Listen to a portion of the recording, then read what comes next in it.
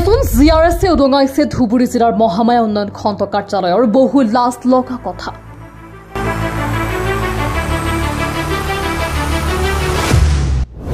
MC এন্দ্ৰিকা কামৰ বিল মুকলাই দিয়াৰ নামত কমিছনৰ কল ৰেকৰ্ড ভাইৰেল।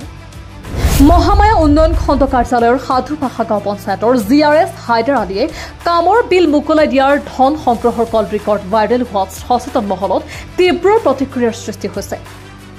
যি সময়ত ৰাজ্য চৰকাৰে দুৰ্নীতিৰ বিৰুদ্ধে কঠোৰ স্থিতি গ্ৰহণ কৰিছে তেনে সময়তে এগৰাকী জিআৰএছ হাইদাৰ আলীয়ে অবাধে কমিছনৰ ধন সংগ্ৰহ কৰাৰ সাহস ক'ত পালে?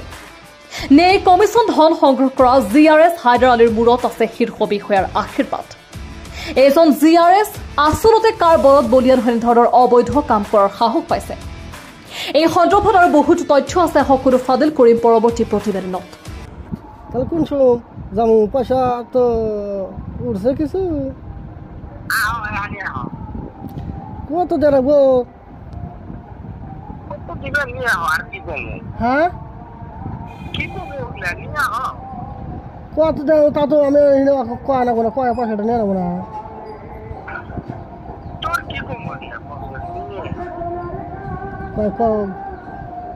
কয় না কোনো দেওয়া না আমি তাহলে শাহানুর কাছে পয়সাটা নিয়ে রাখবো আমার আমি দিবে দিচ্ছি না আমি তোমাকে কইলাম কালকে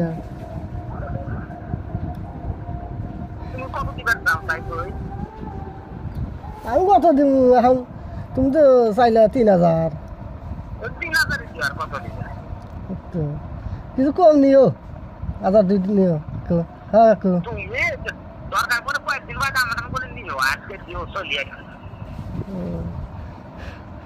দেখো না মানুষই মেলা চিনি না কি করি জানো শাহর আলী যে অ্যাকাউন্ট দিছে না আইলে শালাই ৪-৫টা অ্যাকাউন্টে টাকা তুলে নিছি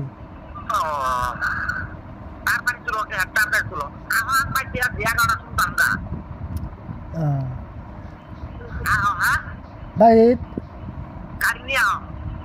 কোনে আছো বাড়তে ঠিক আছে।